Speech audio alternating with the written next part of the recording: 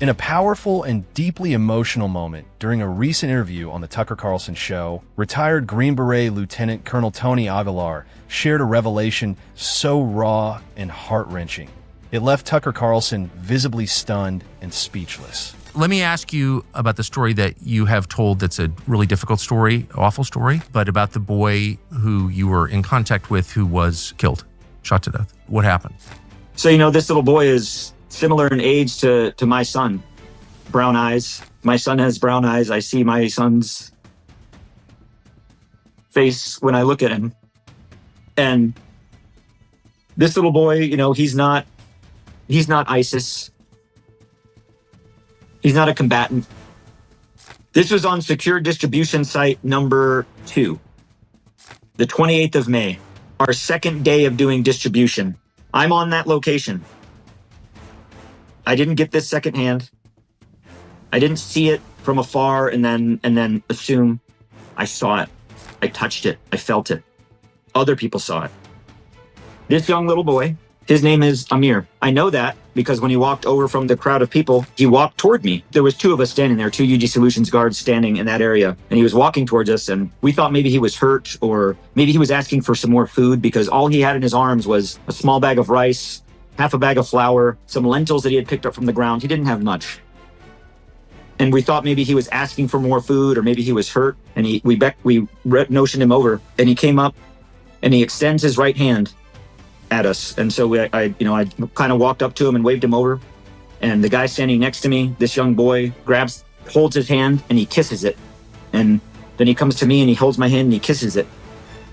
In Arab culture, that is a very significant sign of respect. That's not something that should be taken lightly or something that should be, that's a big sign of respect. And we were taken aback by that. The gentleman that was standing next to me was also a military veteran, combat veteran. So he's been to Afghanistan, Iraq, and he was moved by it. He was touched. I was touched. And as he was standing there, we were both looking at him and he was very emaciated. He had no shoes on.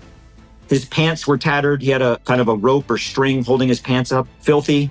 Probably hasn't bathed in months. Probably hasn't eaten in days. And oh, by the way, when they walk 8 to 12 kilometers to get to these sites, the Gaza Humanitarian Foundation mechanism provides no water. 0. Not a single bottle. Because it's too expensive. Distributing water weighs so much that it breaks down the profit per cost per truck. That's a fact. Because I asked why, and I was given a lesson in it. This is why. It's too expensive. So we give them no water. All of their food, by the way, requires water to cook it. Rice, lentils, beans, flour. You gotta have water. So what we're giving them, I don't know how they're eating it, but he's standing there and I put my arm on his left shoulder and I look at him and I can feel the bones in his shoulder. I can feel the weakness in his arm. I can feel the vulnerability. I can feel the desperation. And I look at him and I got down on my knees where I'm looking at him in the eyes. And then I say to him, I said, people care. America cares. You're not going to be forgotten. People in the world care. And he doesn't speak English and I don't speak Arabic, but the connection we had in looking at each other, he felt for the first time in a long time that there was someone that cared.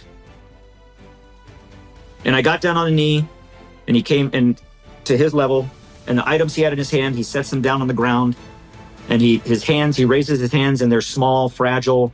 You can see bones sticking, just the bones through the skin. And he places his hands on my face and he kissed me. And he looked at me in the eyes and he says, thank you. He said it in English. Thank you. Like,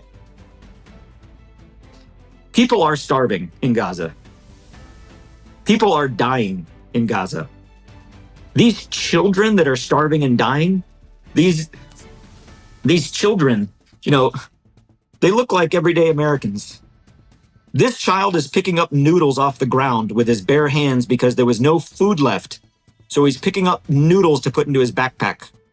Amir goes back to the main group and he goes out the exit. We had a very strict protocol that they come in a certain way, get the aid, and then they go out a certain way. From the way they came in, it takes them back to the way they came in. The exit takes them back that same way. So they enter from the Murad corridor, they go south, they go through the station, they exit, and they go north to the Murad corridor. So Coming in and going out, they're tied right back into the active combat zone. Site number 2 particularly is a little bit different than the other sites because it's in between site 1 and 2, and there's an IDF combat outpost just off the corner of SDS-2. So there's a berm that lines that road going out. So if people are leaving the exit and someone is on the east side of the berm shooting into the crowd over here, you can't see what's on the other side of that berm because of the obscuration, the field of fire. So the IDF are shooting at the crowd that's leaving. As the crowd left and they would hit the Morag corridor to go west, the IDF would shoot at them, shoot at their feet, shoot over their head. We would shoot at them, shoot at their feet, shoot over their head, shoot into the air, and the bullets start hitting off the ground. There's video of this. It's on the BBC video. Hitting off the ground, see dirt flying up. And I was still on the site. I was below the berm. It was the second time we had done distribution. So when I heard the gunfire kick off, the automatic machine gun fire, I thought we were under attack. I thought something had happened. So I ran up to the southern berm and I laid down to take cover.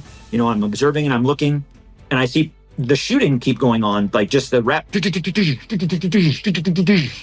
Palestinians dropping on the side of the road. So Amir didn't make it home.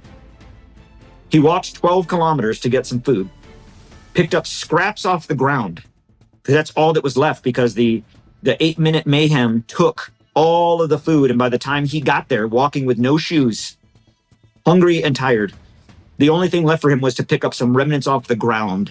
And when he left, he was killed by the IDF. Why? Because they lack discipline, they lack standards, and they lack basic human decency. The only way I could describe the sites is death traps. And they didn't become death traps, they were designed as death traps. And the United States puts aid and we lure them in, and when they leave, they get shot at coming and they get shot at going. So the reports you hear from Nasser Hospital, which is about 5 kilometers from site number 2, Nasser Hospital, that you hear all the reports of dead civilians coming in to get treated, the doctors have said this is grotesque. Doctors have testified that every time GHF does a distribution at site 1, 2, or 3, which the road from those goes directly to the Nasser Hospital, they get a massive influx of patients to what they call mass casualties, an MCI, mass casualty incident, every time. Have you ever heard of any other country do it? I've never heard of anything like this, but I haven't spent 25 years deployed in war zones. I just want I've never seen it. You've never seen this anywhere? Anywhere to this scale. Now, in other countries that I've been in with partnered forces, are there sometimes, an errant or undisciplined, bad apple in the group that you discipline and you correct that behavior? Sure, I've seen that. At this scale, to where it's widely accepted, but then to also the fact that the UG Solutions contractors also do it under the guise of, well, the IDF do it, so we're fine with doing it. Never have I seen an American behave this way. Never have I seen an army. And I've seen some pretty ragtag armies in my day. And never have I seen this level of depravity and just disrespect for human dignity. And the word I keep using, because it's the only way I can describe it, is because America is giving tax dollars to it. It's un-American.